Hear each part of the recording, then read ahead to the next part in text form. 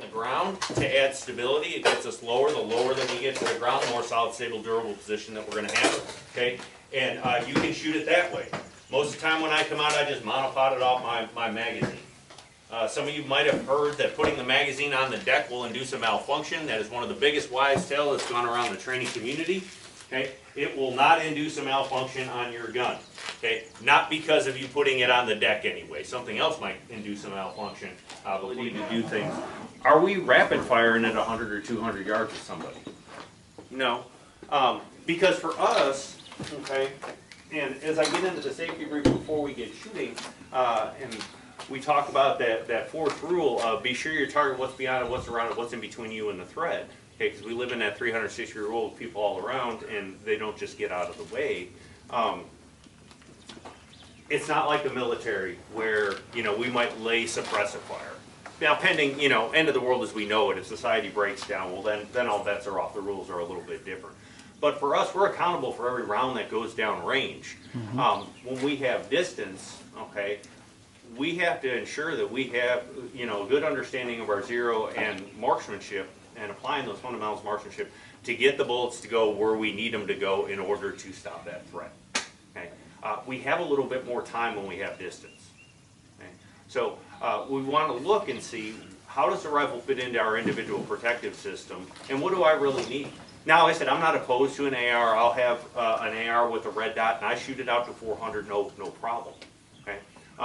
If as you're doing your individual threat assessment and you're building your system, it's something with a magnified optic. Now this is a fixed 4-power Trigicon that I brought. This is kind of my recce rifle, just for example, an example. Or if low-powered variable optic, LPPO, works into your system, that's great too. Okay. The thing of it isn't, like we talked about, is filling gaps and understanding how that fits in and how we apply it to the things that we're trying to do with it. Even though the dot size doesn't change, it's how our eye perceives the dot. Okay? So we're going to be aiming at the heart. We're going to be shooting a 5-round group. Okay? So go ahead and get your guns up in your workspace. Load and make ready. So insert and tug. Roll that, run that bolt. I'm going to move this. Everybody loaded up? Cool. Let's get in a good, solid, stable, prone position. If you want to put it on a bag or you want to monopod it, go right ahead. Check that natural point of aim. You can utilize those slings for stability if you have the ability to tighten them down. Aim in on a heart on that target. Once you have a good natural point of aim, okay, the line is hot. It's on you guys. 5 rounds to the heart. A good group into the heart. The line is hot when you guys are ready. Remember, straight behind the gun, nice wide base, get your feet apart. We should be able to draw a line straight down the gun through your crack of your hind end.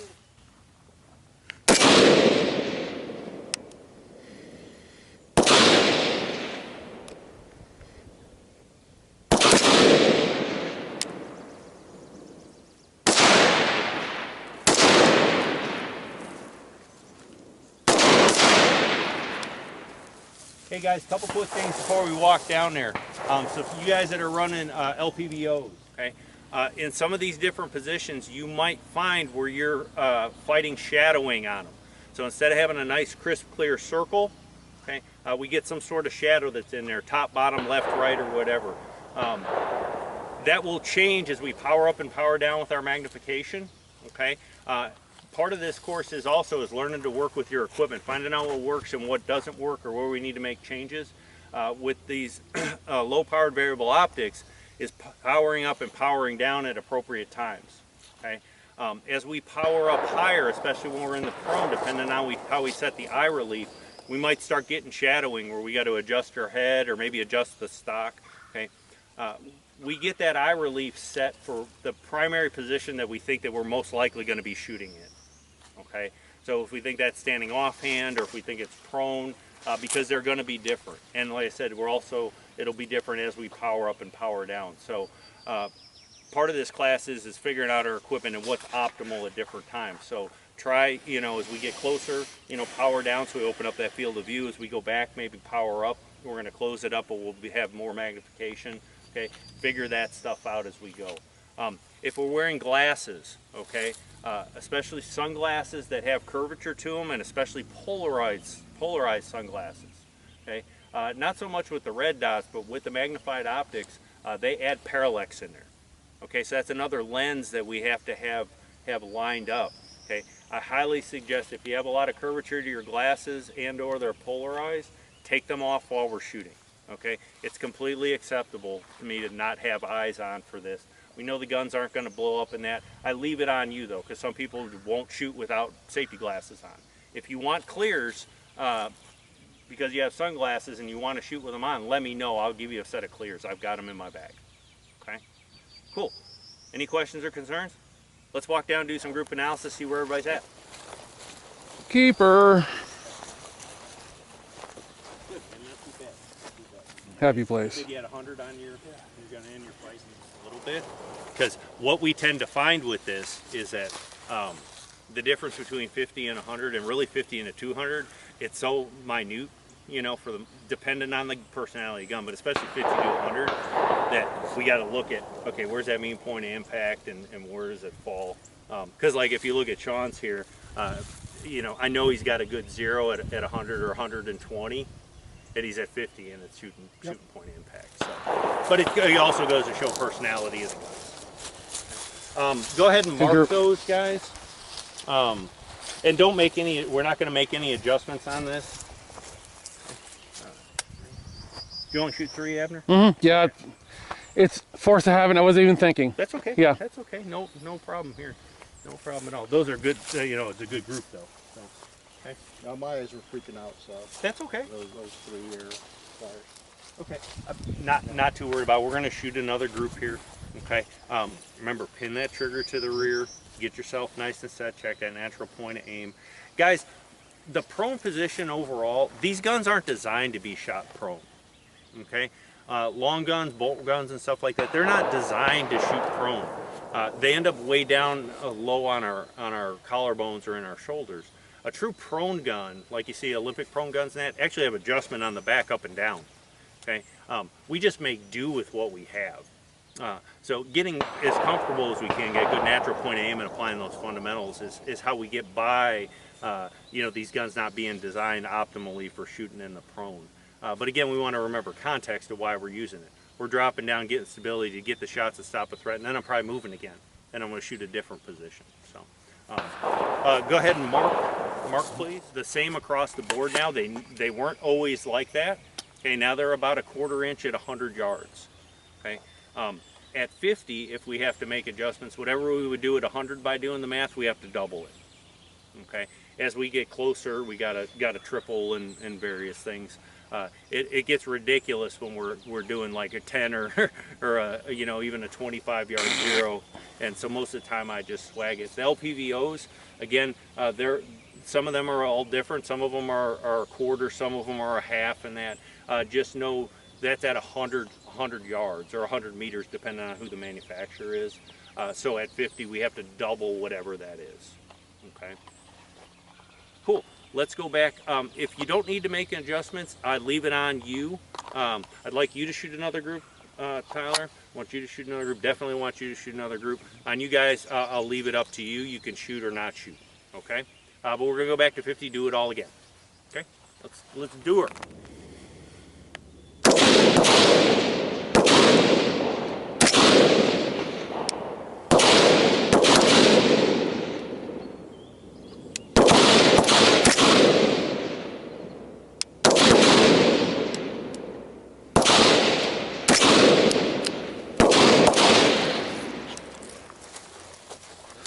Oh, how much I love this gun.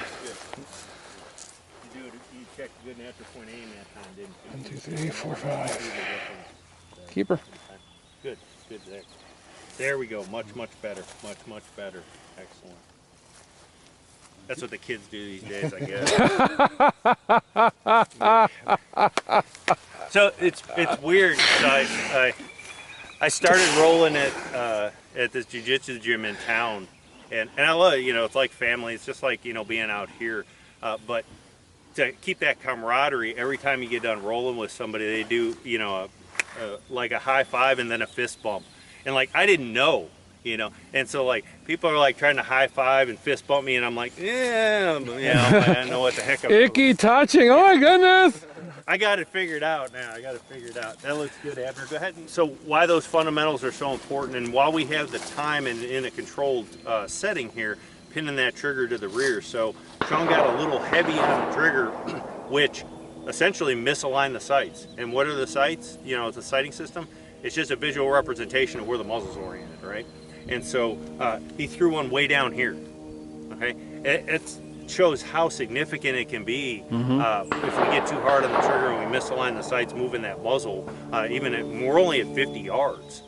You know, so thank you. Everybody, give Sean a round of applause for applying. You know, supplying it. Everything else looks good, Sean.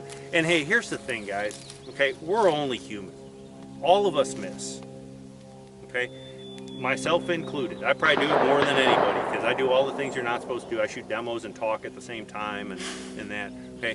But even when we're in a group, everybody misses, okay? What our goal needs to be is we want to try and do good stuff more than we do bad stuff, okay? Because everybody has good and bad days.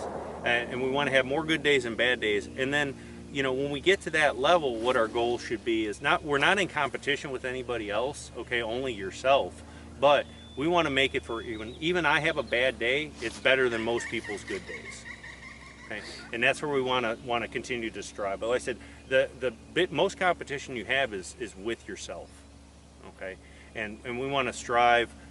My buddy Cecil Birch says to make ourselves just a little bit more dangerous every day, and doesn't mean that we got to go, you know, 100% every single day, but we got to do a little bit of something so we're a little bit more dangerous than we were the day before.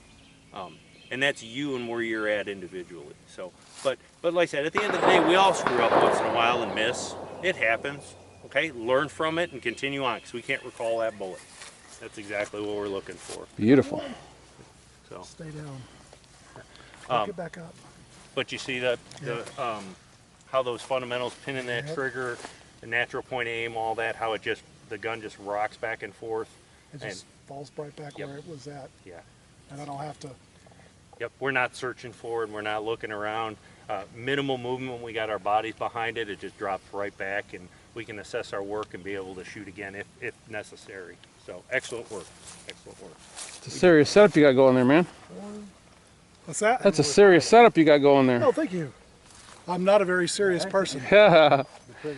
EOTech, good glass. Is that the Voodoo? Put that one in the dirt. Yeah, I've heard good things about those. I tried to make a So makeup, it's got so I'm not sure where the, maybe I didn't make what reticle? I can't remember. It's a crosshairs, but then just a simple red See dot. that one hit the Cool. back in. I don't have the red dot. I don't even have the red dot on, so Yeah, you don't need it out here. no. I basically use it for drills, more Yeah, ready up drills. 25 and in. Very nice. So this is different. This is more chill than Yes. CQB. I like it. Yeah, and this is bread and butter Yeah.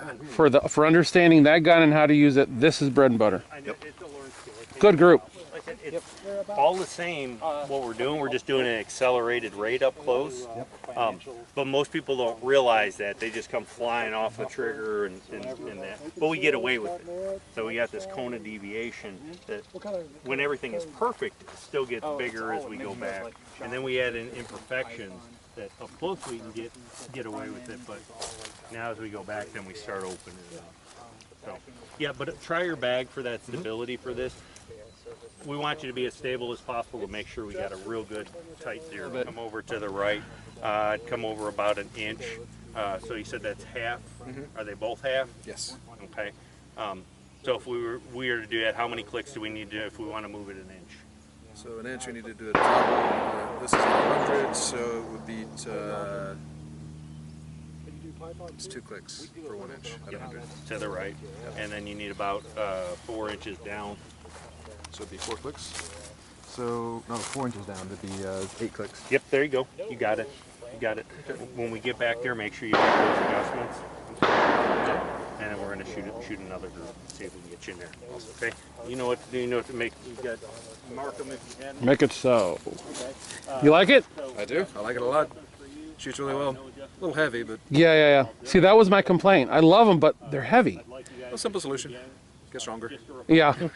But remember, the reality is if you have to live with that gun on you for an extended period of time, it wears you out. Yeah. So Most it of just, the Well, I'm time, used I to don't have packing any- with 35% of my any body pushback weight. on We that. backpack all over the place. So, but shoulders are different, so I have to work on shoulder strength. yeah. Kettlebells. I like your glasses. You guys ready to go back? These are, They're opaque. they are, if you look, you also don't have reflection on the inside. Yep. And they're supposed Also, to. don't shoot with those. Yeah. Yeah. Oh, I forgot to take them off the last time. Yep. Totally So did. still make your adjustments. We'll probably have to tweak it a little bit, but that curvature on them, Yeah. add that Thank you. parallax in with that magnified. Yeah, I completely forgot about that. These are supposed to be ballistic rated too. See, this is what I like about, I'm sorry. No, I'm interrupting you. I was just saying, this is what I like about coming to training. I've never seen these glasses. Yeah. Right? You get exposed to things in classes that you'd never even know you don't even know So about. go ahead and get in that good, solid, stable, durable position. Check that natural point of aim, wide base. And then when you're ready, the line is hot, guys. The line is hot. 5 rounds into the heart. 5 rounds into the heart.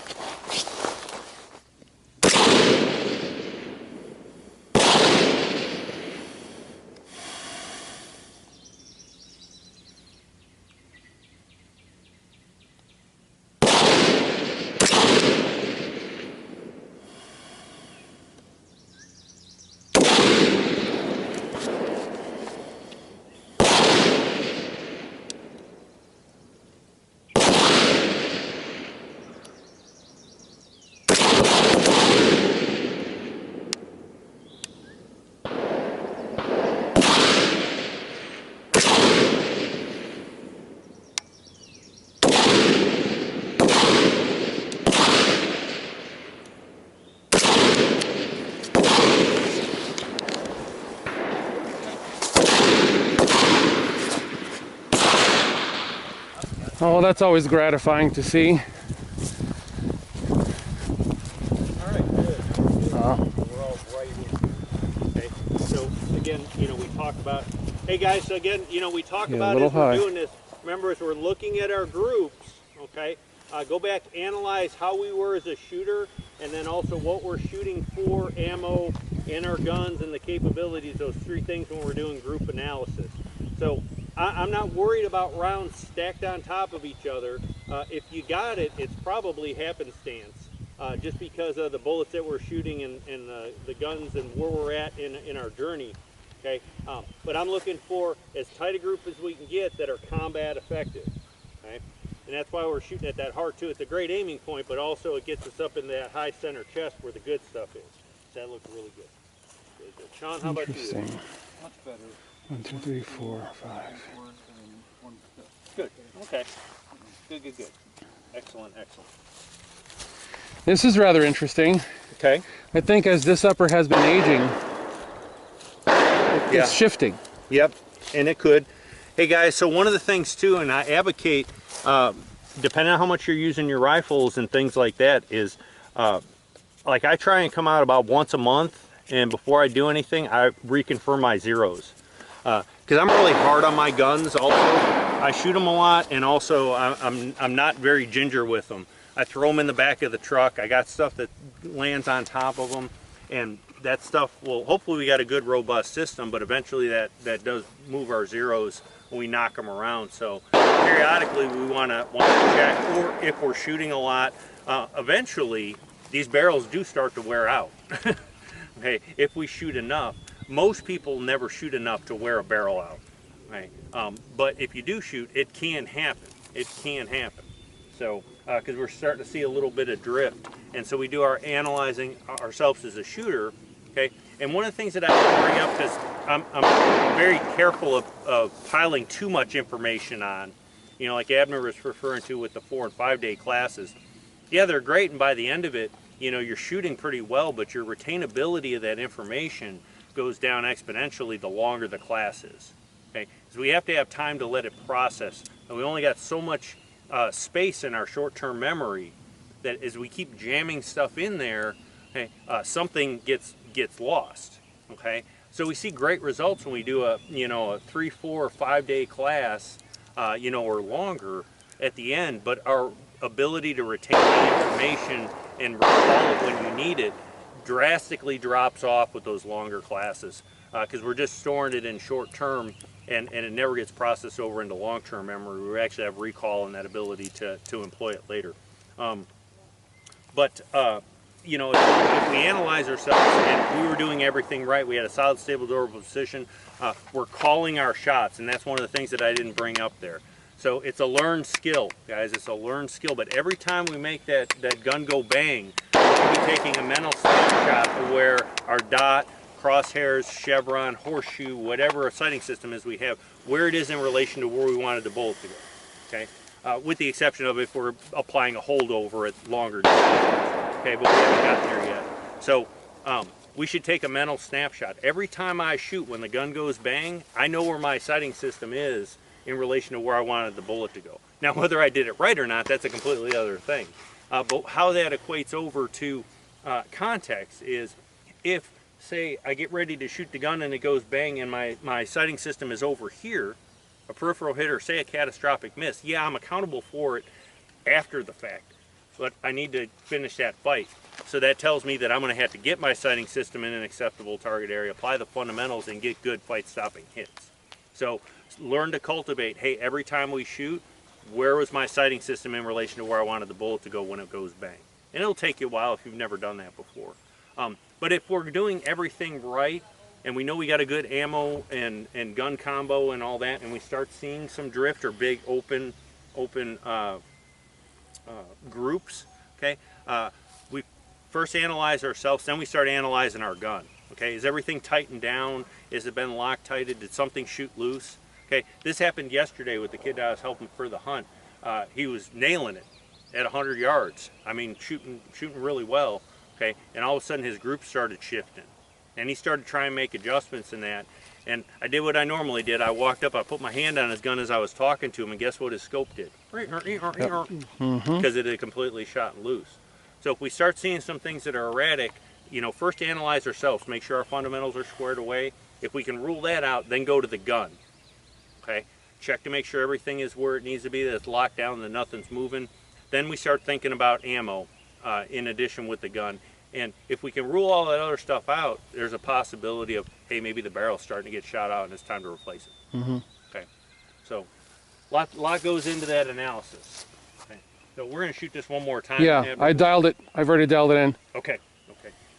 Really here, guys, I don't really, I want your group sizes to be as small as possible. Okay, but what I'm worried about is, do you have a group and is it in the area where we want it? Okay, that's what 0 is. The size of the group is in relation to how well we apply the fundamentals. Okay, I bet you flew off the trigger again a couple times, didn't you? Yeah. Yep. Okay. Did you know it? Yep. Okay. So self-awareness is important, you guys. Okay, because I could sit here all day and right next to you, and I catch most of this. I see most of it. Okay, and I try and come up and tell you. But when you can be aware of what you're doing, and I come up and said, hey, you're like, I came off of the trigger. I know how to fix it. Okay, now you're self-aware. You don't need me. Okay. Now I want you to keep coming to take class. Don't get me wrong. It's my shameless plug to keep my business going. But when you're practicing on your own and you're having errant shots, okay, you can self-diagnose and you know how to fix it. And that's what the important thing is. Here is going to be your $1 million instruction. Oh, wait, hang on. Go. Don't do that.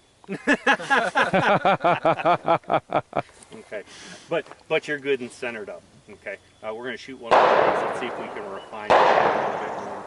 And like I said, on each of these guys, okay, when we're in a controlled environment, yes, we're shooting a 5-round group, but the way I want you to think about it is each shot is its own individual event. Okay, nothing else matters until we're through that particular series. We're doing it 5 times, but it's its own individual event.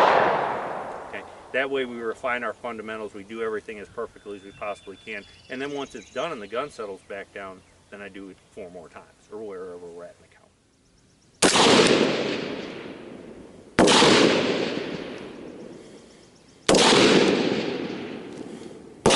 Okay, George, you got it, man.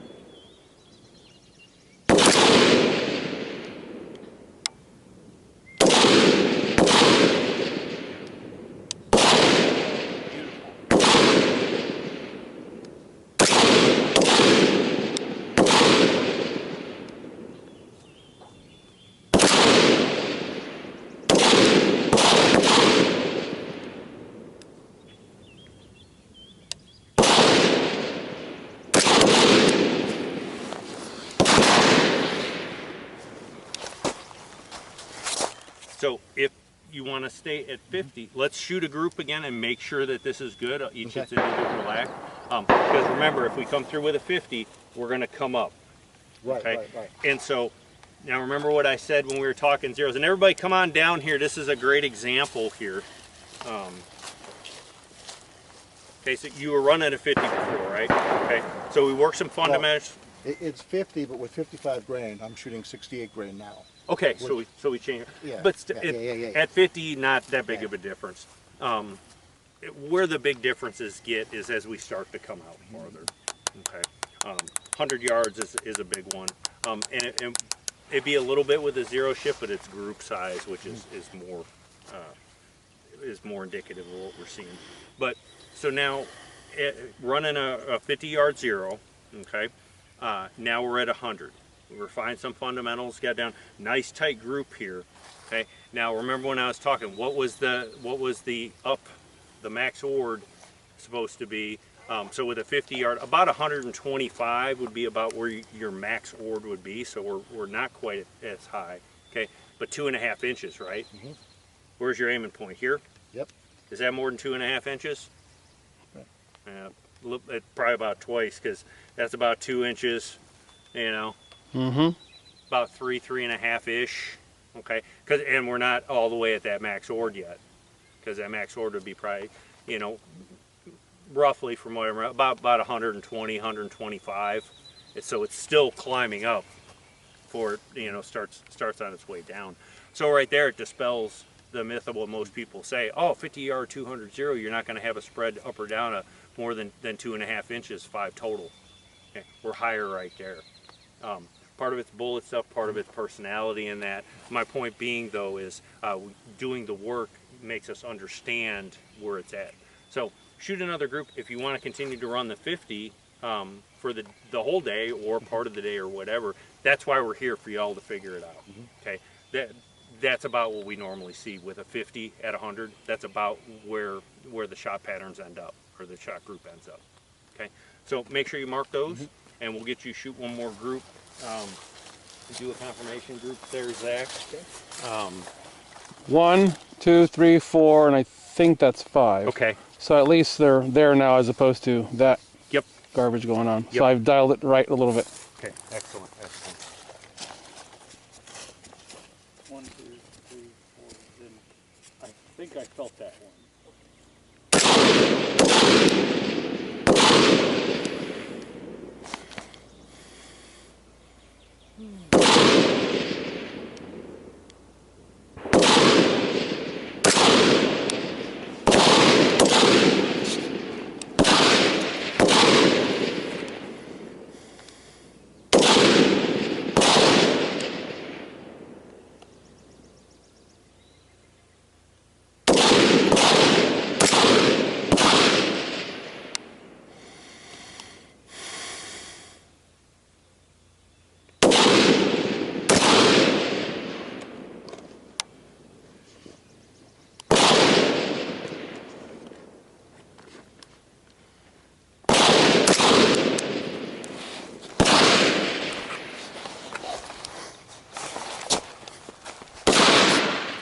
Got one low, and the rest are in there. You're So right in the area with that 50 yards. I'm leaving that alone. So now as we go back, we're going to see where We'll get that back goes. home Do we and go up? Do we start re-verify dropping? this on the steel And that's when plate. we start learning. Hey, are we still in an acceptable area, or do I need to start aiming up if I want to keep, you know, that zero? I actually think that's an extra one right there. I was watching it much better. All right, guys, good. Everybody's looking good. Any questions, anything up to this point? Okay, let's take a break. Okay, so no pressure, no pressure. Okay, same thing, just like we did before, guys. Exact same thing. We're just back another 50 yards. Same aiming point into the heart there. Each one's its own individual event. Get down straight behind the rifle. Check that natural point of aim. Okay, if you need to, shift your hips, which is going to move your body. Okay, so everything is lined up. Okay, each one its own individual event. 5 rounds in the heart. Okay, once you're done, safety's on. Figure outside the trigger control with your master grip. Watch your muzzles. Make your way to your feet. Once everybody's done, we'll walk down and we'll check.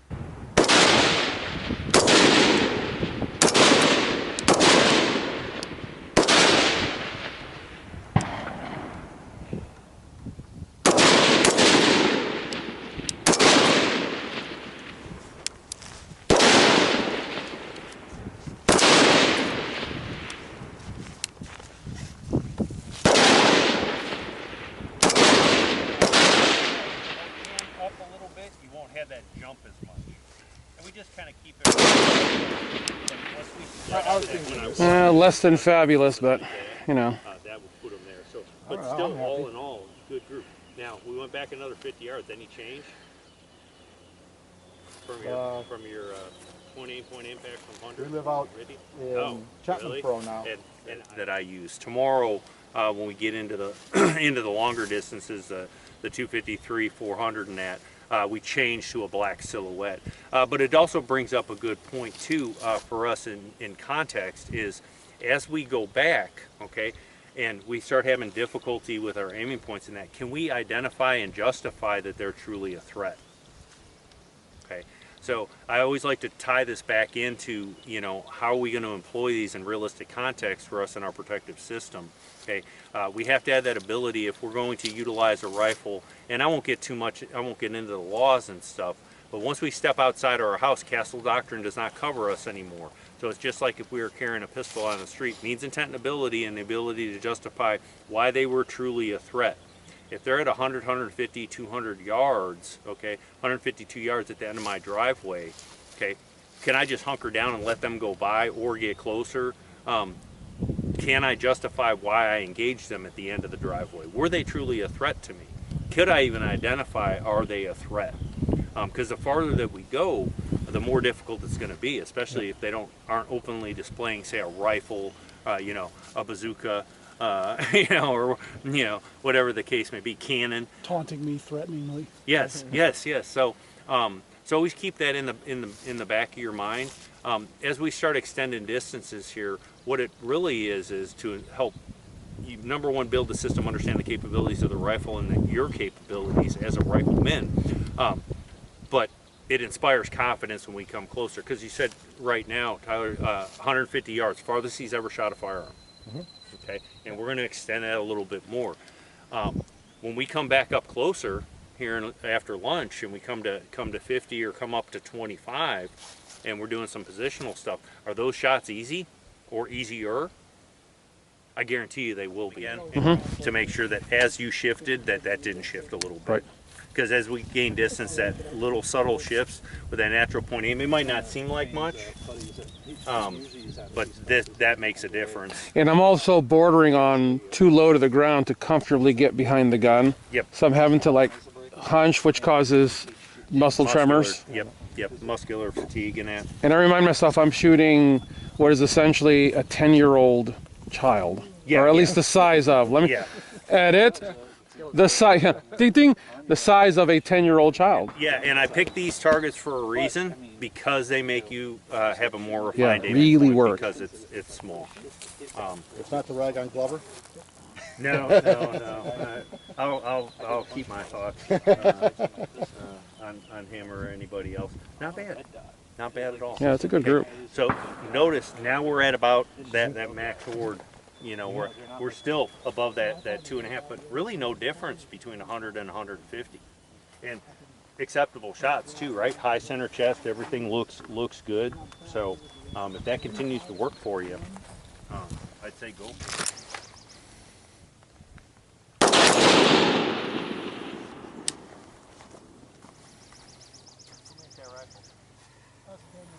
Oh, I see the DD.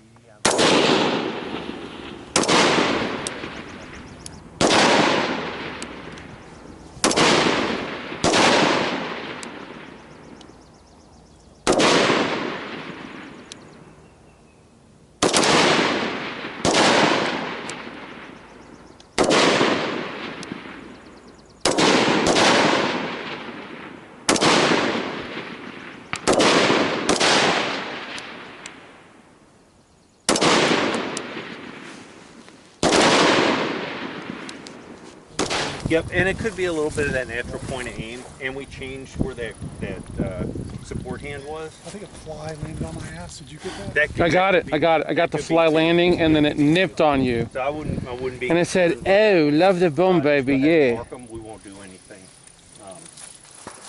If you need help fighting trolls, hit me up. I love this shit post. All day long, dude. All day long. All day. You know, with the weight of the bullet and all that, and we've done everything perfect, and we're calling our shot, and we have one that is unexplainable. Okay, we've diagnosed and nothing else. We can't attribute it to anything else. Sometimes it might just be the ammo. Okay, the stuff that we're shooting, it's commercially made. It's made in super high volumes. We're shooting them through semi-automatic guns that have that 8 cycle of function. That we have to, our fundamentals have to be spot on, especially our follow through because of those that 8 cycle of function. That sometimes it is just the ammo. Okay, and we ran across this when we switched from bolt guns to gas guns, the gas 308s in the Army.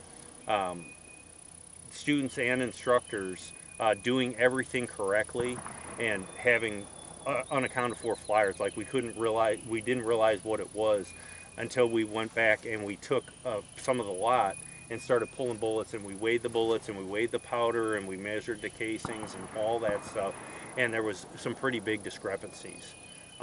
We hand loaded those same rounds, okay, with precise powder. We trimmed the casings, bullet depth and weights and all that stuff, and got rid of that problem. Okay, but we couldn't do that with all of them, and that was match, Lake City ammunition, but which is still commercially made and it's made in large numbers. So if you can't attribute it to something else, it might be the ammo. It could be that particular round that you shot. So just some things. What's that? We just blame the network. Yeah, I was gonna say, I'm giving you guys, Hey, I'm a network engineer. Yeah. Don't do that. Guys blame. That happens all the time. But just know sometimes that it might be that. It might be that. So and then on top of it, it's lunchtime fatigue, things like that. That contributes to errant shots after a while. All right, we're breaking for lunch, so I wanted to show this to you guys. I'm shooting 55 grain M193, and this is, people call it PRV, privy. It's PRV, partisan, whatever. You can tell by the red primer, waterproofing stuff. It's not the highest quality ammo. It gets the job done. We're at 150 yards, and so my first group was that one. 1, 2, 3, 4, 5. And it's because I was sloppy on my mechanics. The next go around, I paid very close attention and shot ridiculously slow and got 1, 2, 3, 4, 5. So they're all centered. And also remember, guys, I'm shooting a very, very small target. This would probably be like the size of a 10-year-old child. So, we're talking about every single shot inside of like 3 inches. A 3-inch corridor up the middle. So as you can see, I'm hitting that spinal cord, I'm hitting the pericardium, I'm hitting the heart. So it's causing damage. Because this 13.7, I've been shooting it now for just a little under 2 years. It gets the job done. And so the question gets asked, why am I shooting 55 grain out of a 13.7-inch barrel with a 1-7 twist? Why am I not shooting 77 grain OTM? Well, the reason for that is 77 grain OTM is $275 a round or something like that for Black Hills. The bulk 55 grain that I buy gets the job done. It gets me groups that I can predict. I know what the gun is going to do at a given distance. I know the groups are going to open up. I'm okay with that because at 150 yards, how can I justify that from a survival, not from a home defense protection? 150 yards. Who the heck is shooting anybody at 150 yards? So now survival, a survival situation. Look how small this target is. I'm hitting him. You guys have seen me do this at 300 yards without a single problem. Consistently 1, 2, 3 hits. I know what I'm giving up. I absolutely know I'm sacrificing accuracy with a 13.7-inch barrel, 55 grain, and a 1-7 twist barrel. However, it's predictable to me. So that's the question people have. That's the answer. Thanks for watching. All I wanted to do was go to the bathroom, and the automatic light turned off on me. Aim. Okay, when you're ready and everybody has hearing protection on, 5-round group to the heart. Remember, if you were shooting without glasses, make sure you take your sunglasses off again. We don't add that parallax in, especially for you guys with the LPVOs. Okay, 5-round group, then we'll go down and check them. Okay, excellent. Back from lunch. Make sure you got a good natural point of aim. Nice wide base, legs wide apart, straight behind the gun. Get your sighting system lined up, close your eyes, take a couple deep breaths, let everything relax, open up, see if we're to the left or the right. If you need to, move your whole body, do the process again. Each round is its own individual event. Don't forget to pin those triggers to the rear. Line is hot whenever you're ready. 5 rounds into the heart, up into that high center chest.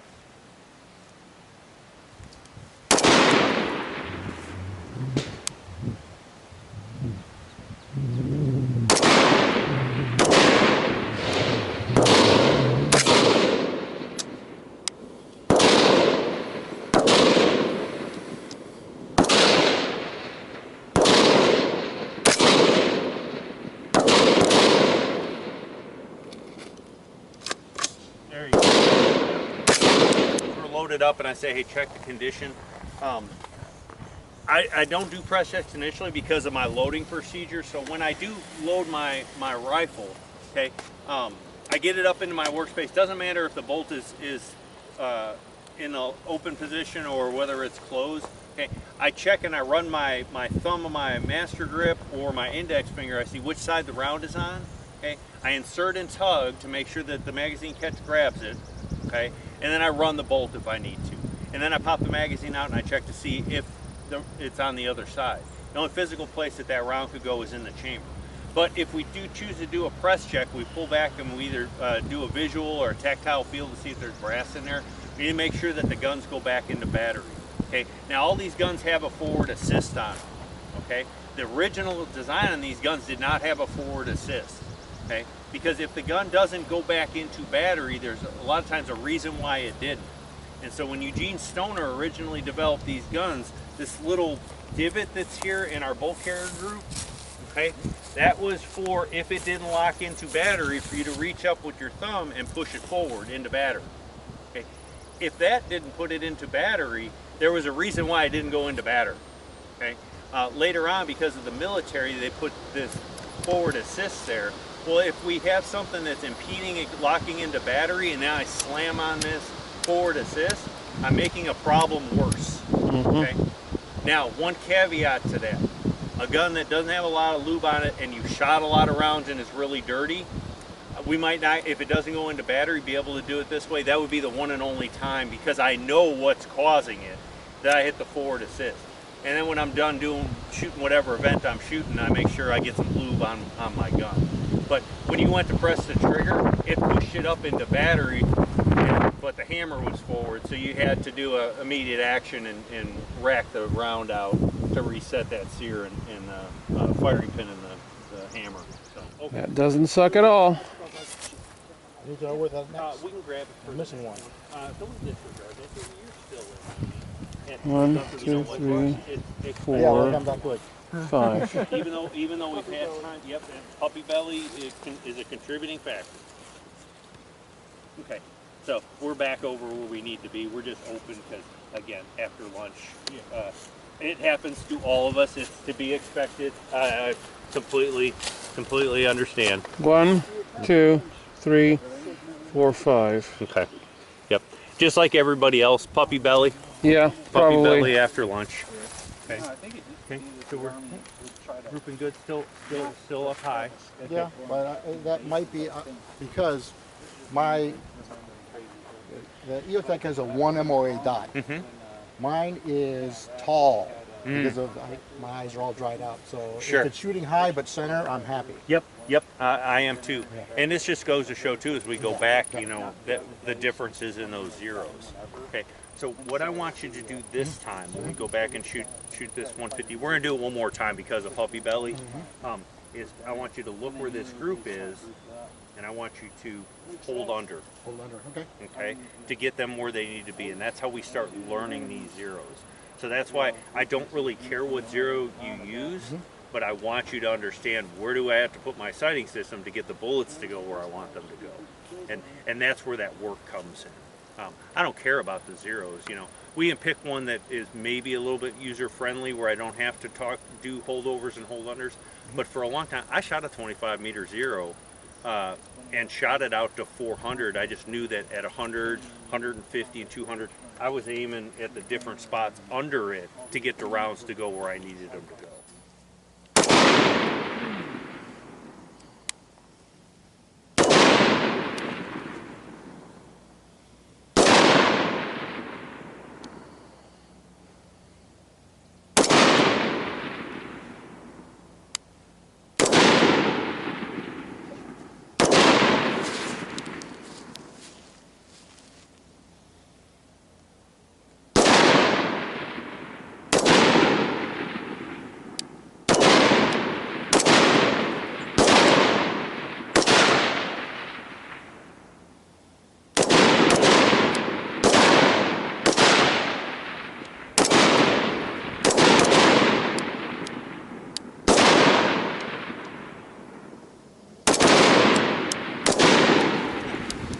That one flyer, it's irritating. Always seem to have a flyer.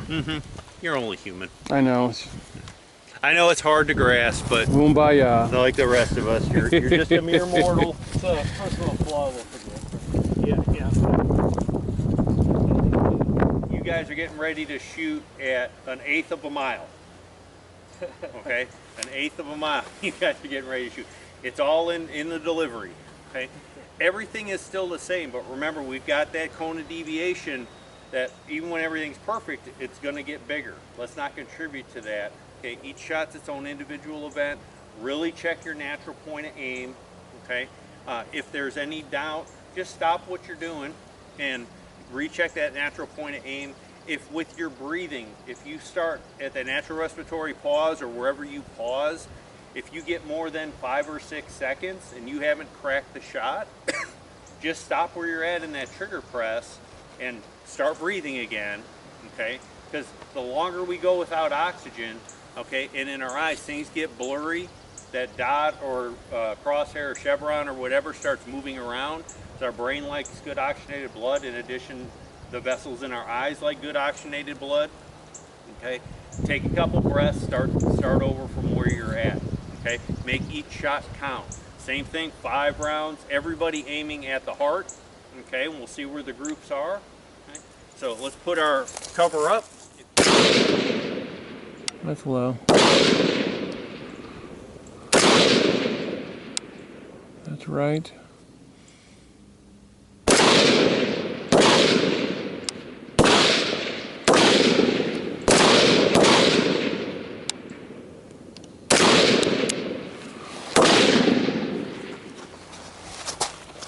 Did your front sight fall off? Yeah. Oh, wow. This thing's had at least 2,000 rounds to it so far. So. Did we blue Loctite the sight? They came from that way from the factory, so. Okay. If stuff is going to fall off, this is the place to have it done. Oh, hell yeah. Responding. Look at this crap. Look how small my group got. Yeah, mine shrunk too. Yeah. Brag about it. No, I'm truly surprised by it. 1, 2, 3, So not a 4. much difference between that 50 and a good tight group. So why do we think for 5. down here, and how are your guys' groups? I'll come down and look at them in a minute. Is the round having more time to stabilize? I mean, I that's don't. part of it, but think about everybody as you guys were on the line, and Oh, you know, we're slowing down. Yep, everybody slowed down Yeah. because that distance. Okay, we need to be more precise because we added another 50 yards, so you're concentrating more also. But everybody took not an exorbitant amount of time, but extra time between each shot doing each individual event, making sure that everything is right. And so, you know, distance does that for us. It allows us time to do that, but it also refines our focus. Yeah. And so we see, so it's the same thing that we see like last week when we went, and I'm like, hey, the first hour we're shooting iron sights. And everybody was shocked, like, my groups are tighter shooting iron sights. Yeah. You know? And why? I don't know. Because you're thinking about all the process that you need, because it's just a process of applying the fundamentals, but you're concentrating more on it. You're trying to be as perfect as possible because it's something that is new. More distance. You know, I mean, you shot that far before, Right. But everybody took the appropriate amount of time in between each shot, focused on it being an individual event, focused on those fundamentals of marksmanship. And what was one of the last things that I said before we started shooting? That deviation that we have as we go back gets greater, so we have to be as perfect as possible because it's not as forgiving. And subconsciously what that did is that made you think about your fundamentals more and Right. refine them. Because you guys understand the fundamentals now. Whether you apply them or not is another story, but you understand what they are and how to apply them. And when we have more focus, like we've extended the range a little bit, you tend to focus a little bit more, we start to see groups tighten up for the most part, especially right where we're at.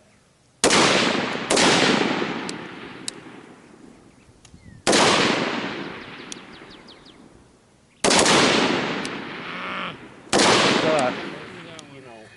That group was a little more jacked up and I felt it.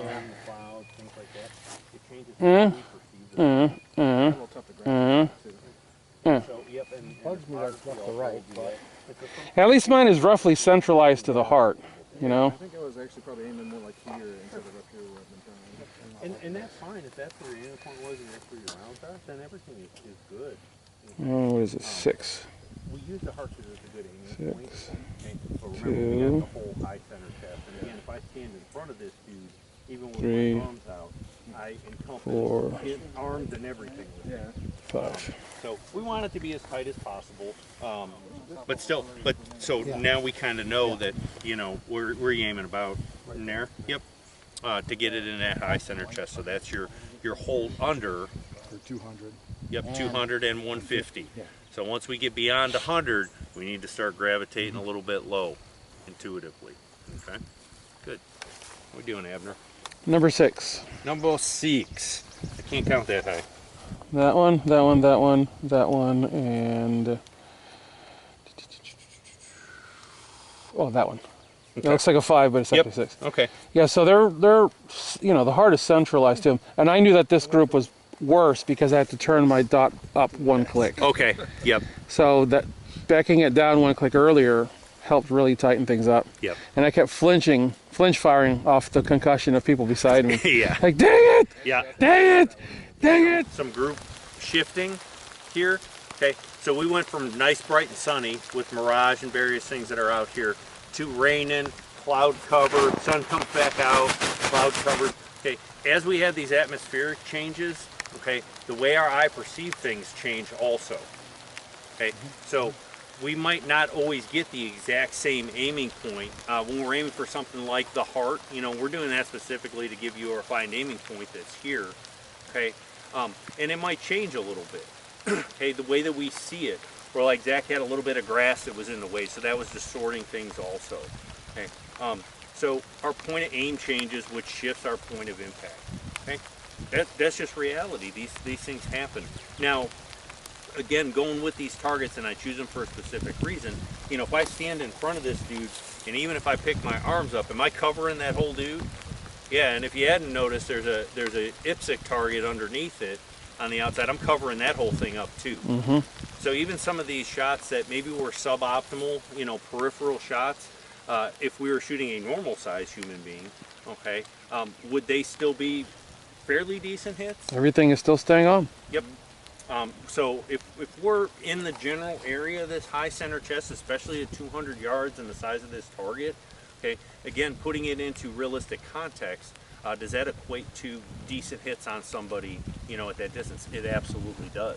Yeah. And like I said, all of us have at different times, with this different perception and that, have a bad run, or it's just like, hey, nothing went right on that. I couldn't get comfortable. I didn't have a good natural point of aim. None of the shots really felt good. Okay, yeah, that happens. That's just the human factor that's in it. And so we just write that one off. But I think everybody here, and you be the judge of it, but I'm standing back and watching too, understands the application of the fundamentals of marksmanship and how to be successful and get good hits at these different distances now that we've taken the time to put the work in. Would everybody agree with that? Okay. Yep.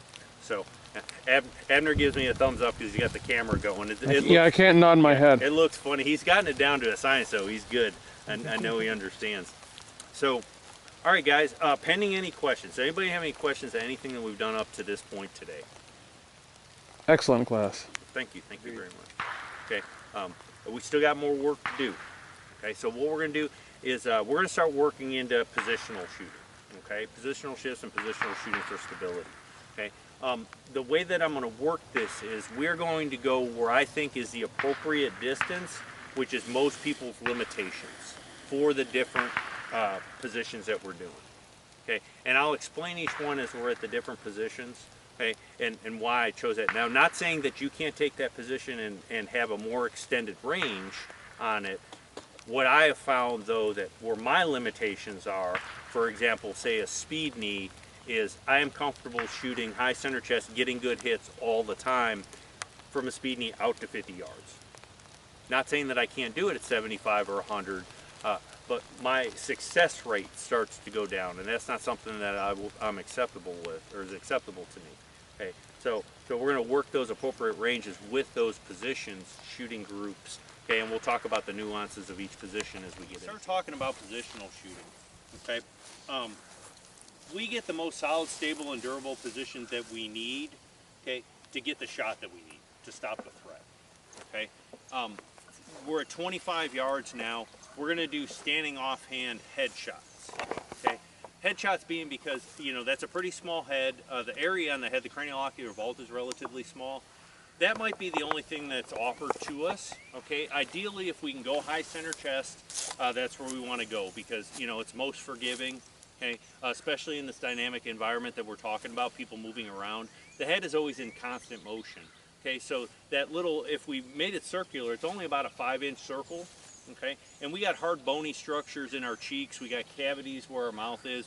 We might have, if we're really centered, penetrate through and get that spine shot.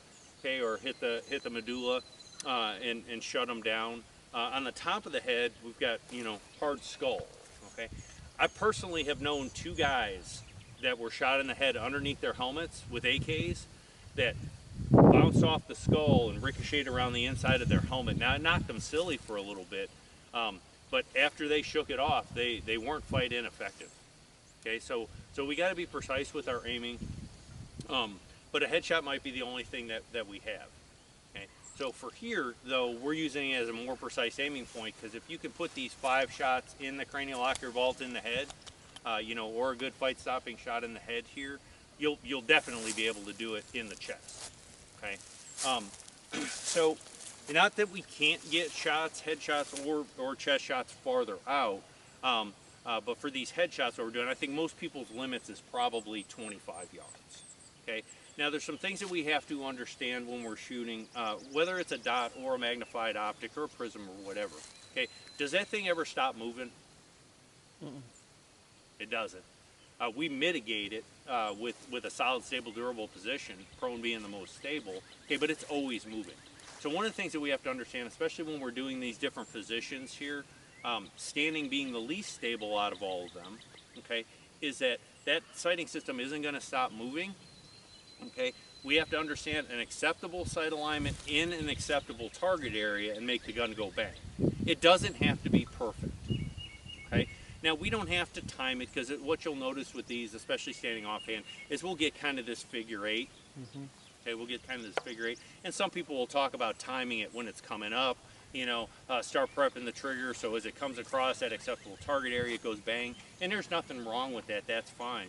Okay, if we get a lot of movement, we can do things like I can either drop the muzzle down, and as I come up, start prepping the trigger. So as I come up center line, it breaks in that head or chest or wherever we're aiming for. Okay, or we can come off to the side and do the same thing as we come in. That one's a little bit more difficult than the other ones.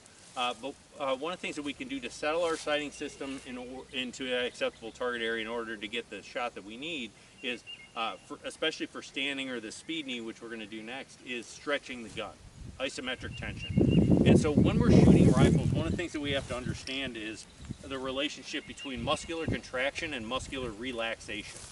Okay, for the most part, we want to be relatively relaxed using bone structure with our stance or position to get the gun stable and be able to shoot.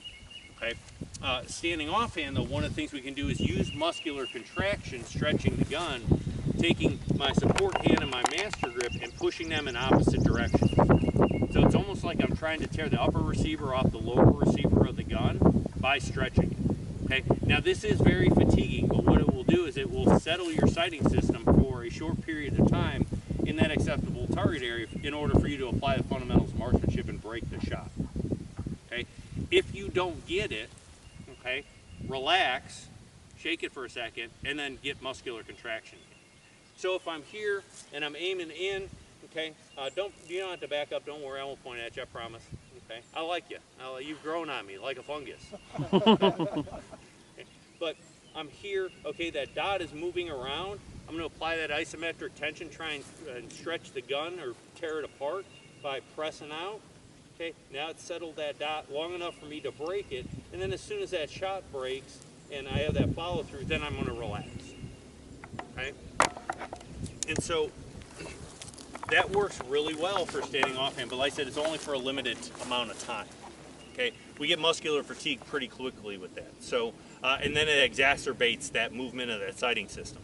So, we can utilize that with these standing offhand shots. We're going to shoot 5 shots in the head.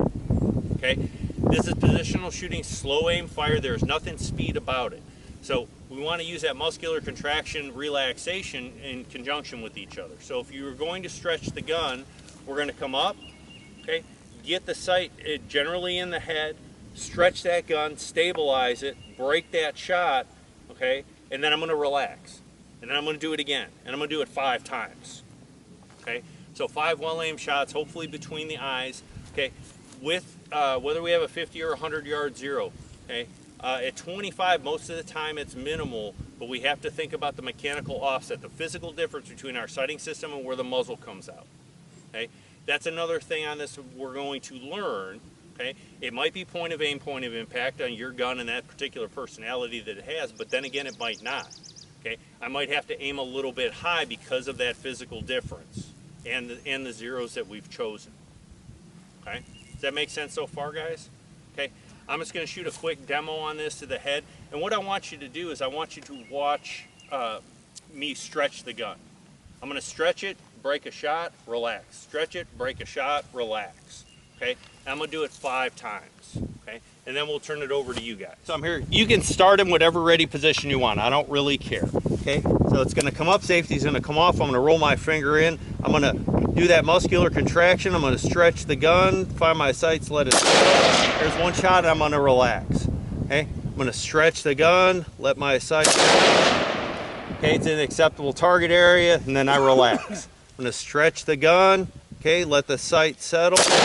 Okay, break the shot and relax. Stretch the gun, let the sight settle, break the shot and relax. And last time, I'm going to stretch the gun, okay, to break and relax. Okay. Now, they weren't perfect. They were in there. I was playing with that up and down where I need to be because of that mechanical offset. But I guarantee they're all in the head, and on a regular human head, they would be acceptable. Okay, we'll go down and look at them. You guys can look and critique me after we shoot your 5, okay? Eat them up, guys. Yep, yep. I don't expect it to be easy. No mercy. Yep, no Hatred. mercy. Okay, strike first, strike You know, hard, she no claims mercy. to love you. What's that? She claims to love you. Yeah, it's I'll tough film. love. I'll film. Okay. Does that make sense, everybody? Okay, let's get right on the 25 here. Okay, we can check natural point of aim also if you want to. So if you want to aim in, check that natural point of aim, get it set, then leave your feet set. That is acceptable. We're doing this in a controlled environment and figuring things out. So if you want to aim in, get a good natural point of aim, go ahead and do so at this time. Once you have a good natural point of aim, then get into a ready position you're choosing. That way I know everybody is ready. All right, here we go. 5 shots into the head. 5 shots into the head. Assessing your work, do your sights and follow through after every shot. If you want to conduct scans, that's fine also. And begin.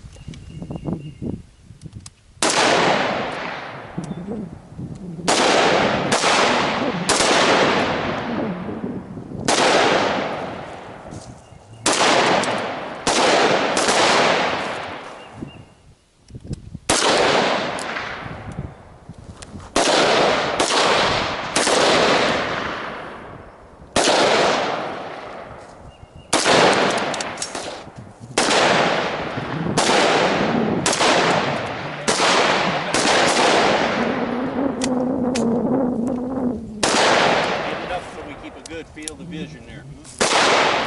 The walk of shame. No, it's the walk of victory. Remember, positive mind reinforcement. We're building mindset every time we press the trigger. We call it the stride of pride. Stride of pride. The stride of pride. Oh, I'm using that. That's not horrible. Yep. I need to be aiming higher. You know what's comical about this drill is I used to like eat and breathe rifle, right? Like my whole world was rifle years ago, and then I focused more on handgun because it's more difficult. Sure. And all the little details that make rifle smoother. It's perishable. I forgot the holdovers. I did this. Look, I did the same thing. I knew it as I was doing it, and I just kept Yeah. shooting, Abner. It's easy to forget the holdovers. Yep. I mean, that's not horrible. No. You take rifle rounds in the teeth, your behavior is being altered. And if you have a regular head, Oh, that's right. Make me feel better. Yeah. Yeah. Yeah. But yeah. Thank you. And the thing is even if they're lower, if they're centered up, Right. then I'm not concerned. Right, because there's a spinal cord back there. Different yard lines. If you need to do a proactive reload, feel free to do so at any time. Okay. You need to top them off, or if you run dry and go, you go ahead and do an emergency reload. That's on you for your ammo management. Okay. We're gonna shoot another 5 here, Abner. Yes, So 5 rounds to the head. Remember, those of you toes, hips, and shoulders pointed in the direction of travel. Muscular relaxation and contraction as it works. Acceptable sight picture in an acceptable target area. All right, here we go, guys. And threat.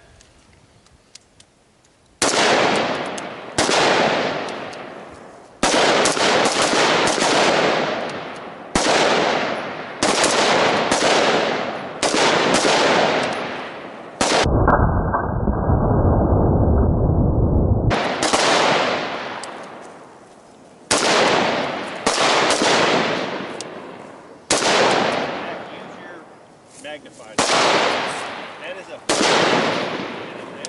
anytime we get lower to the ground, we gain stability, but we also sacrifice a little bit of mobility. Okay. As we gain that stability, what we want to try and do is minimize how much mobility we sacrifice. Okay. But we choose these different positions. Number one, our limitations, but number two, to get stability. To get the shot, and also I have a little bit more time. So as we go back, like I talked about, time or distance equates to time to allow me to do the action that I'm trying to do. Okay, so all a speed knee is if I'm standing upright. Now it doesn't really matter what knee we go to. People generally, if we're in our upright fighting mobile stance, for me being right-handed, I go down onto my right knee.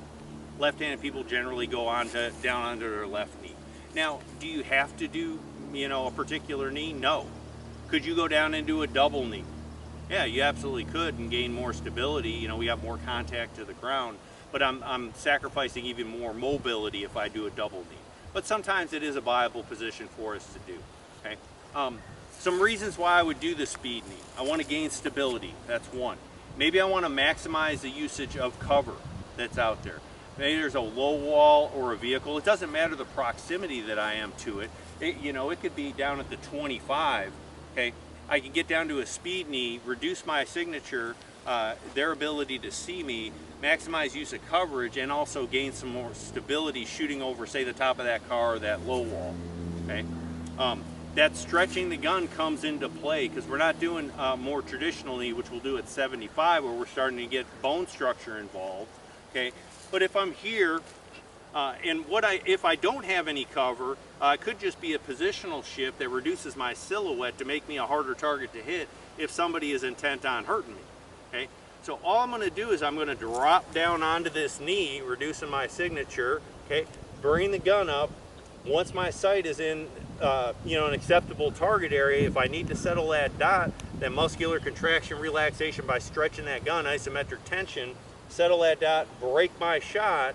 Okay, once I get a desired effect or I get a couple shots off, then I might want to move again. So I can tuck the gun underneath my arm in a position of strength, utilize my support hand to launch myself up, and now I'm moving to a different position, hopefully a piece of cover, something that will stop incoming rounds. Okay, it's a great position. For most people, 50 is about the max on it.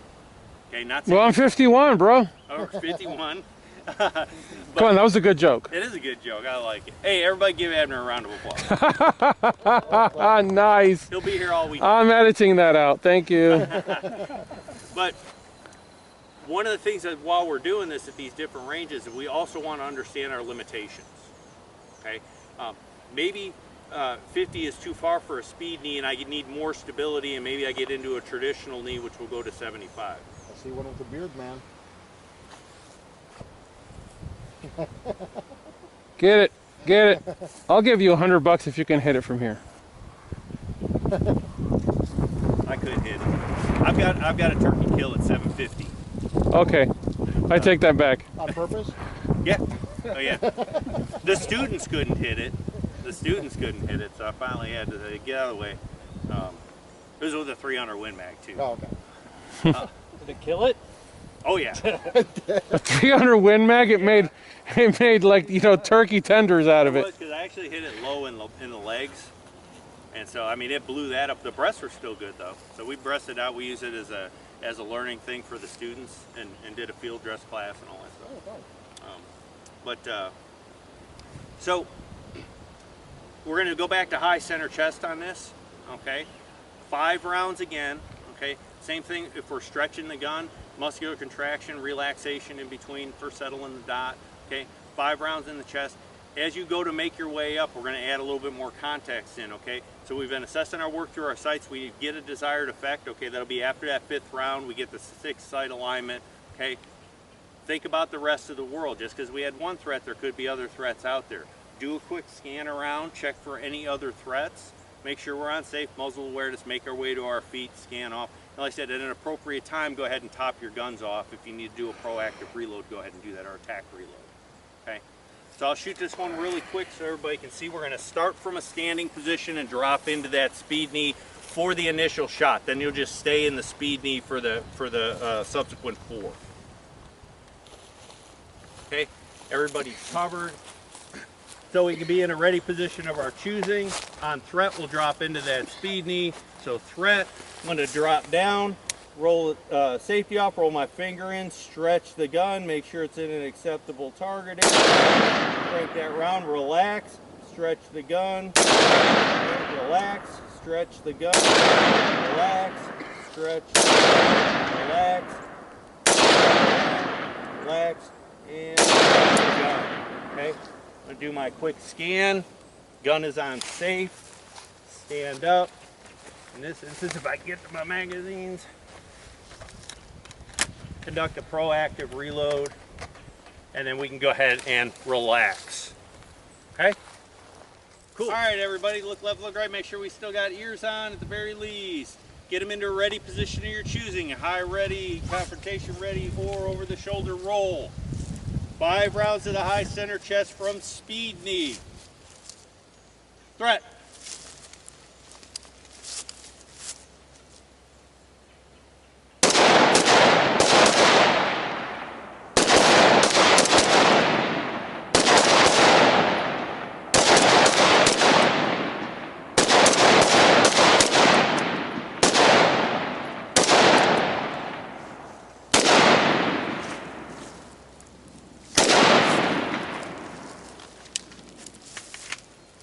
Scan around, make your way to your feet, conduct that proactive reload, which I highly advocate.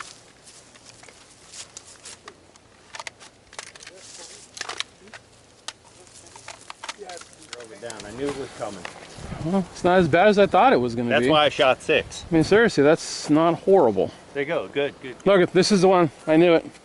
Yeah. Not bad. No, that one's not. All the rest of them were marked. That one. Oh yeah. So. I think it way up here. We probably just got in the gun a little bit heavy. Yeah. Okay. Not bad. Not bad. We're gonna go back and do it again, guys. We're gonna do it again. Yeah, these are concepts that are probably new to a lot of people. Okay.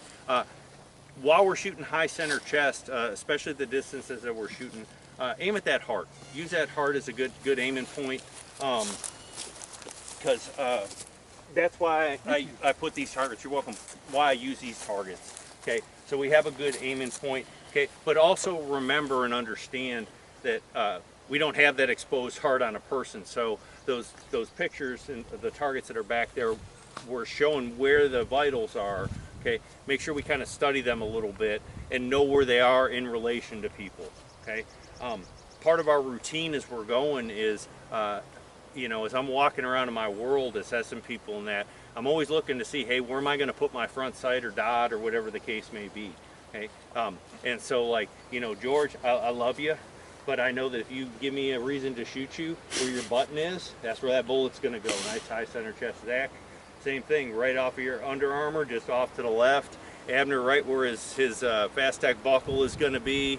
You know, Sean just to the left of that awesome logo shirt that he's wearing. Okay, your Carhartt deal just up and to the left a little bit, or right down where your scarf comes in, you know, in V's. Okay, things that we need to think about where if I have to engage somebody, where do I need to put my sighting system to get that round to go, where those vitals are, and things that are going to actually stop fights. Threats.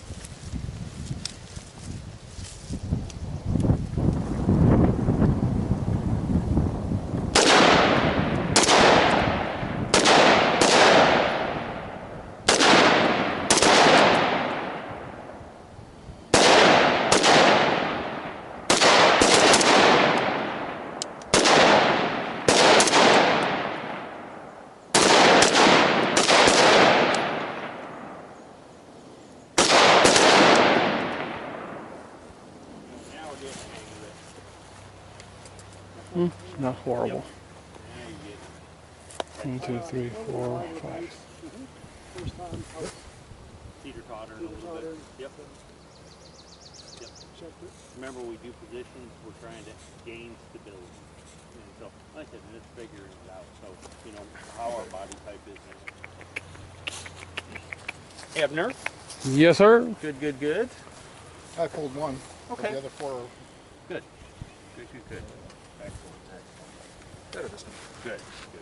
Yeah, everybody looks much better this time. Okay, now we're getting used to it.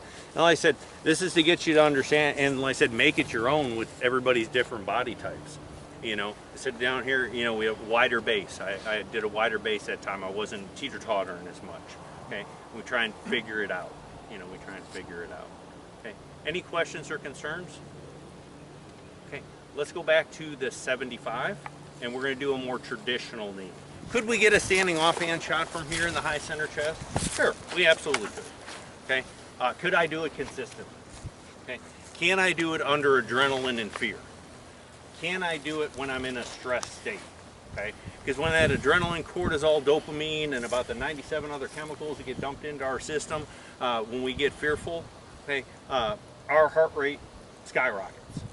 Okay, we get out of breath quickly, all these different things. So, you know, we want robust techniques that allow us to get the stability that we need to get the shots that we need to end that threat, to stop that threat from doing what it's doing. Okay, so when we get into a traditional knee or a more NRA style knee, okay, I gain more stability, okay, but I start to sacrifice more mobility. Now, there's a couple ways that we can do it where we minimize that sacrifice of mobility. Okay, as we go back farther, okay, if we have an adjustable sling, that is we can adjust and tighten that down to add stability to this position that we're fixing to shoot here, this traditional knee. Okay, so as I go to get into position, okay, now I have my my sling let out. Okay, I'm going to step. Okay, and I'm going to be a little bit offset on this because I know to get a good natural point of aim. And you guys can check it while we're in these positions, especially as we get back into these more stable positions and I have distance. I'm going to be offset just a little bit because I know that for natural point of aim for me, I'm offset just a titch. Okay, I'm going to come down, okay? And now I'm going to leave my toes curled up if we have the physical ability to do it. Because as soon as I put my foot flat and I go to sit back on it, what do I start sacrificing? Mobility. Mobility. Okay. If I can keep my toes up, I'm still gaining stability, but I'm sacrificing a little less mobility. Okay. As I come into position, I'm going to tighten this sling down. Okay. Now my support hand position is going to change. So I'm going to drive the gun out and I'm going to corkscrew it into my shoulder. And if you guys can't see, come around on this side. I'm going to corkscrew it into my shoulder, opening my hand, my thumb has my sling, and I'm pulling it back, providing a platform, okay? And this would be appropriate use of verbiage for platform, okay? Because I'm making a platform with my hand. As I settle down in, okay, I'm going to drop this shoulder, making sure that this is on my collarbone as far center lined as I can get it, and I turn my knee in, and that engages my back and trapezius, okay? I can shoot my shots in acceptable target area, bangity, bangity, bang. When I need to get up to move, as I go to move, I'm going to lengthen my sling, drop the gun under my arm in a position of strength, use my support hand to drive myself up with my curled up toes, and now I'm moving again, okay? Key points on this. Get it as center lined as you can possibly get it on our collarbone. Bring that arm down. Okay, that's gonna, when we corkscrew it, that's gonna lock it in. Turn that knee in slightly. As I drop my elbow and I turn that knee in, my back, my traps, my lower back muscles contract, providing stability. Okay, we're gonna shoot 5 shots. Okay. Conduct your scans, make your way to your feet, scan top off if you need to. Once everybody's done, then we're gonna walk down and we'll check them.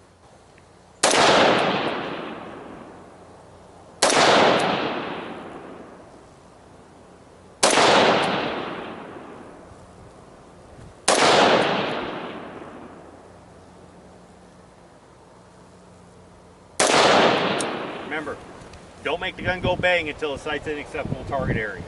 If it's not there, get it there. All right, you guys, with the magnified optics, again, this is where we play powering up and powering down. Find where the sweet spot is with it, because the more magnification we have, the more it's magnifying our errors and that bouncing around of our sighting system. All right, guys, 5 rounds from a traditional knee in the high center chest. Assess the scan, make your way up, top them off if you need to. Here we go. Threat.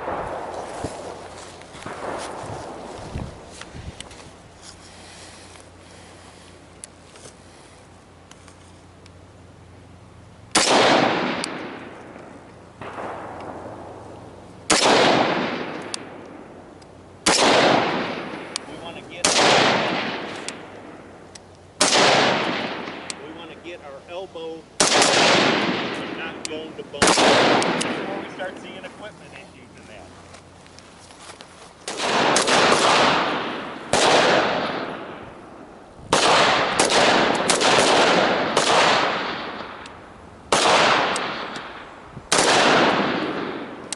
Wow, I thought I threw one.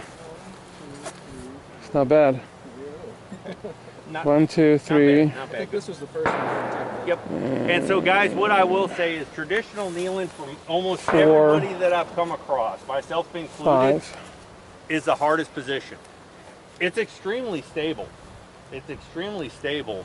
But it seems like everybody, and like I said, myself included, it is a position that we have to 2, work on the most.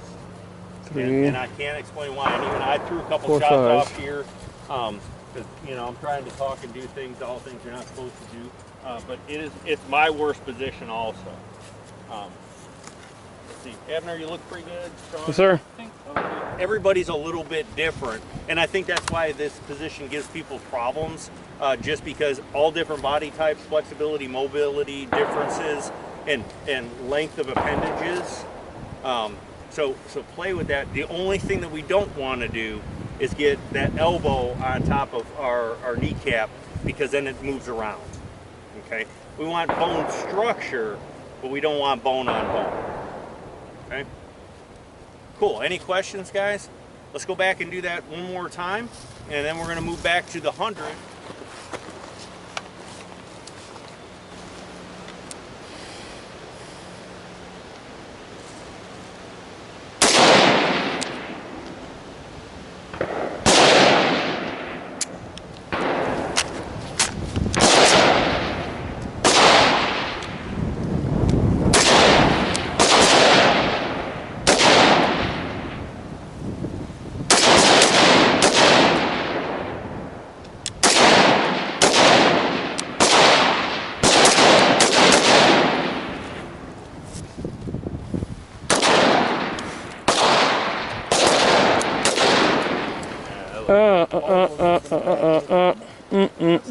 Okay. That one, that one, that one. I would take that one. I don't really pay attention to the scoring boxes as much, guys, as what would it do as far as stopping a fight. Gotcha. Okay. Well, yeah, any one of those would stop a fight. Yep. Yep. It would impress him to seek other employment. Absolutely. Number 6. Number 6 is good. So my first shot's always a little bit flyer. Okay. See, Getting tight and stable. same here. Yep. And I think that has to do with compressible air in the barrel, and it causes ignition, actually causes the fireball as it exits. And I think it's flicking the tail of the bullet, because everything it's same with a suppressor. Your first round pop is always the ugliest round, and everything thereafter is working off of a vacuum. Yeah. I think it's the same thing with a barrel. That's a good point. That's a good point. Seated is an extremely solid, stable, and durable position. Okay, we do sacrifice quite a bit of mobility depending on how we do the seated position, though it does help us minimize, and if we modify it just a little bit, we can be in and out of that position relatively quickly depending on our flexibility, mobility, and physical fitness levels and things like that. Okay, so there's 3 different ways that we can do kneeling, and I'm not going to shoot the demo on this just for because of time. What I do is I'm coming up and getting into it as I tuck the gun underneath my arm, keeping the muzzle awareness in the direction of where the threat is or perceived threat. And what I do is I step forward and I cross my feet. This would be the one time that we actually cross our feet. And I'm gonna bend my knees, and my support hand's gonna go down, and I'm gonna catch myself. Okay, so I'm gonna drop down, come back, and now I'm on my hind end. Okay, so it's kind of a controlled fall. How you get there, I don't really care. Okay, just be safe, don't hurt yourself when you do this. Now there's 3 different types of seated positions that are out there. Okay, again, which one you do, I don't really care, but just know that, again, we're trying to sacrifice the minimal amount of mobility as possible. Okay, the first one being a very traditional knee, and I can utilize the sling for stability too, but it would be Indian style. And notice I'm offset a little bit, because I know if I check my natural point of aim, I'm going to be at about a 25 to 30 degree angle off of it. Okay, I can tighten this down. So I'm sitting Indian style again. I'm going to corkscrew this into my shoulder, getting it by my collarbone, and I'm going to have my elbows on the insides of my knees, and I'm going to sit down, creating that platform, grabbing my sling. Okay, and now I'm in a pretty solid, stable, durable position. Okay, but I've sacrificed a lot of mobility here because it takes me a while to get untwisted. Okay, and not everybody can do this either with flexibility and mobility issues. Okay, another one is I can keep my legs crossed and bring them out a little bit. So now a little bit more mobility, easier for me to get out. Corkscrew in, get my elbows on the inside of the knee, create that platform, and I'm going to create muscular tension by squeezing my knees together, my thighs together, okay? AKA Jane Fonda Thigh Master. Or actually somebody corrected me, they're like, that was Suzanne Summers. That's right. So Suzanne Summers Thigh Master, okay? Again, solid, stable, durable. I can get out of this, relatively quickly, okay? The one that I like that sacrifices the least amount of mobility is I don't cross my feet. I leave them open. Again, I'm gonna corkscrew in, create that platform, get my elbows on the inside of my knee, squeeze that muscular tension, okay, AKA Suzanne Summers Thigh Master, and I have a nice, solid, stable, durable position where that sighting system is staying right in that acceptable target area. If I need to get up, okay, let out on my sling, tuck it underneath my arm, fold a leg under or grab it, okay, use my support hand, roll up, I have muzzle control, push up, and now I'm back on my feet and I'm moving again if I need to. Yeah, get it up underneath your arm so we can control it. Get onto your butt and then get into whichever way that you want to do that seated position. Yep. Don't get that elbow on top of your knee there, Zach. Make sure it's on the inside. Okay. All right, guys. 5 rounds to the high center chest. It's on you. The line is hot. Go ahead and begin.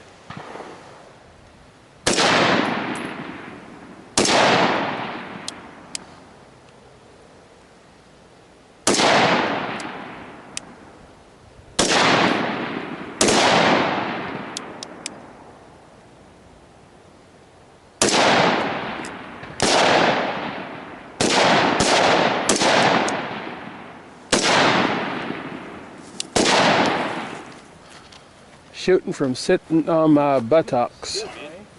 Wow, that's really good. 1, 2, 3, 4, 5.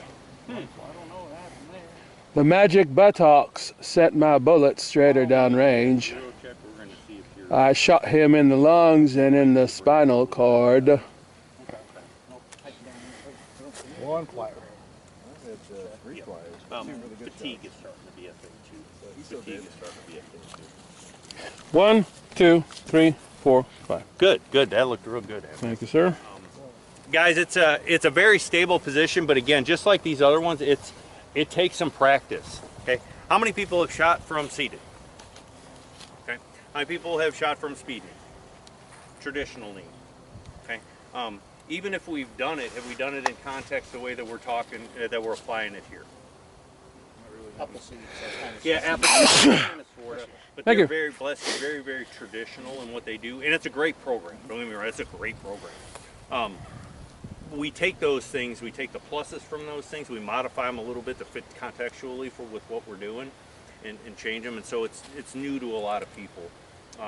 Like I said, when we talk about gaining stability but minimizing that loss of mobility, it's a little bit different. And Appleseed or some of the traditional shooting programs that are out there, we're in a controlled environment. We're not worried about any of that stuff. I can contort myself into all these weird, stable positions and do things because I got all the time in the world to get out of them.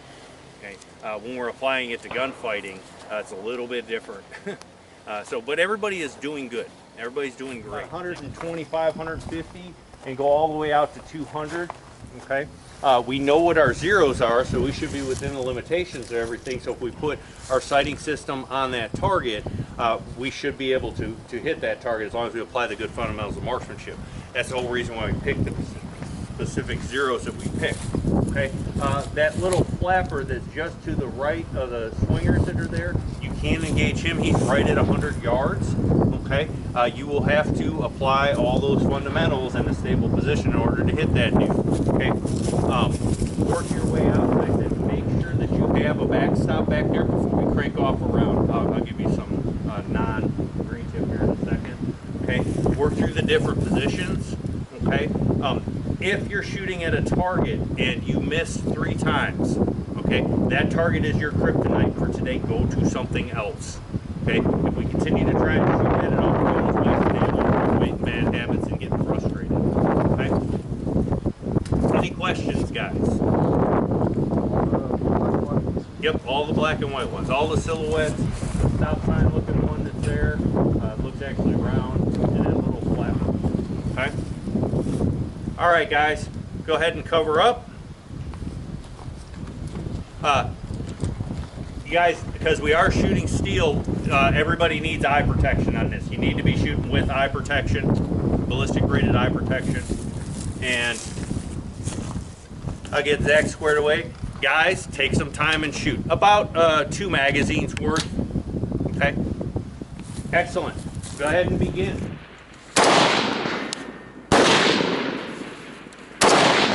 Now, Zach, are you running that bipod all the time? Okay. Oh, don't shoot that. Good point. That was That's why y'all pay me the big bucks. I did my one standing offhand at 200. I'm good.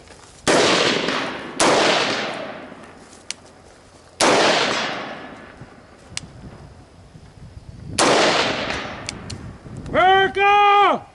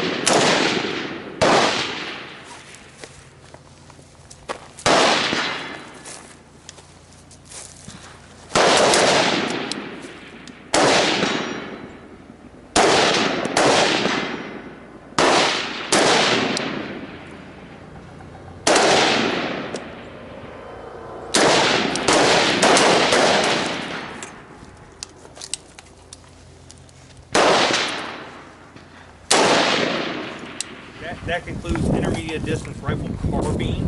Okay, good work, everybody. I'll ask the same question I ask every single class. Do you all feel better prepared now, leaving here, with what we've done today, than when you showed up here this morning? Cool. And we did something here.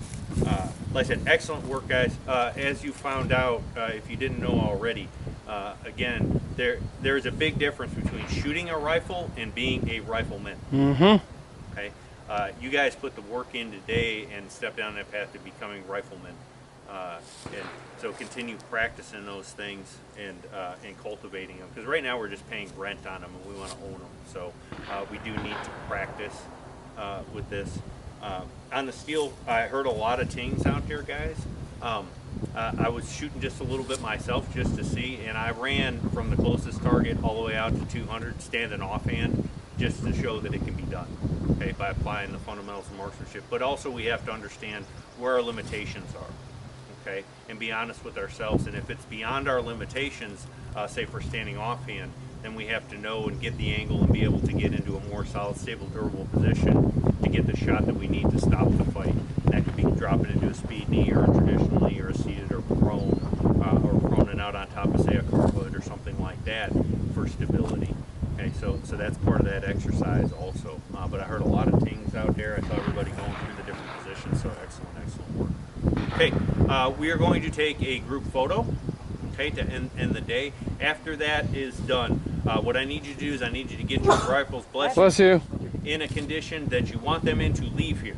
Okay, if that's unloaded, that's fine. Just face in a safe direction, remove the source of feed, clear the chamber, check it, okay, and then you can stow them. If it's to get, top them back off because they're a truck gun or something like that, go ahead and get them in whatever condition you want them in to leave here, okay?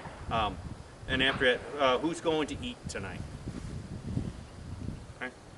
Okay, we'll hit Liberty Park Grill, which is down here, and we'll go share a meal. Who's coming back tomorrow? All of them. Scott's coming. I think he's going to make most of the day, not all of it, and then Alexi. And Alexi. We'll Okay. have 2 add-ons. Okay, so 2 add-ons. I just need to know how many targets I need to set out. Okay. Cool. All right, let's take a picture, everybody. Come on, gather around.